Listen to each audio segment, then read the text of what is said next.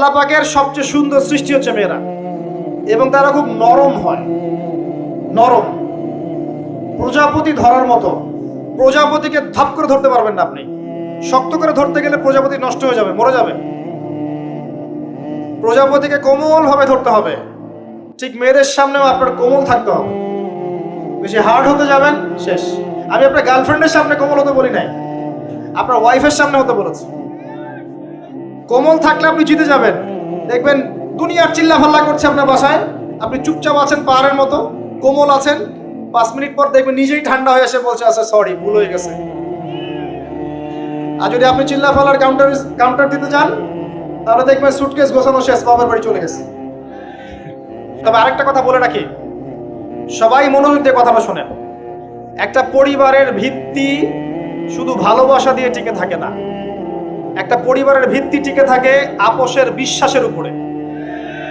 একে অপরকে বিশ্বাস করতে শিখতে হবে, একে অপরকে শ্রদ্ধা করতে হবে, একে অপরের সম্মান দিতে জানতে হবে। আপনাকে আপনার স্ত্রীকে আপন মনে করতে হবে, আপনাকে আপনার স্বামীকে আপন মনে করতে হবে। বাইরের মানুষ আপন নয়, এরা আপন আপনার। একজন লেবাস, পোশাক। এরপরে আপনি মোহর শোধ করেন, আপনি সন্তান সন্ততি নেন, সন্তান সন্ততিদেরকে আল্লাহর এবং তার রাসূলের আদর্শে বড় করে তোলেন। পরিবারের মধ্যে তালিম চালু করেন, তালিম। পরিবারের মধ্যে তাওহীদ রাখেন, সুন্নত রাখেন, একসাথে খেতে বসেন। স্ত্রীকে হাদিয়া দেন, স্ত্রীকে গিফট দেন, তাকে মাঝে মাঝে ঘুরতে নিয়ে যান, তাকে নিয়ে রিফ্রেশমেন্টে যান, তাকে সময় দেন, তাকে টাইম দেন, তাকে সময় দেন। নবী সাল্লাল্লাহু আলাইহি ওয়াসাল্লাম আয়েশা রাদিয়াল্লাহু আনহার কোলে মাথা রেখে কোরআন তেলাওয়াত করতেন। তার সাথে চাঁদনি রাতে দৌড়েছেন এবং চাঁদ দেখেছেন, সফর করেছেন, রাতের বেলা হেঁটেছেন, সময় দিয়েছেন, খালি পায়ে হেঁটেছেন। সময় দেন। এখন এমন একটা অবস্থা যে পুরুষদেরকে মনে করা হয় যে তারা হচ্ছে মানি মেকিং মেশিন, তারা খালি টাকা পয়সা মেক করবে, আর স্ত্রীরা হচ্ছে ওই চুলা ঠেলবে সারাদিন। আমরা এমন মনে করে নিই আর কি।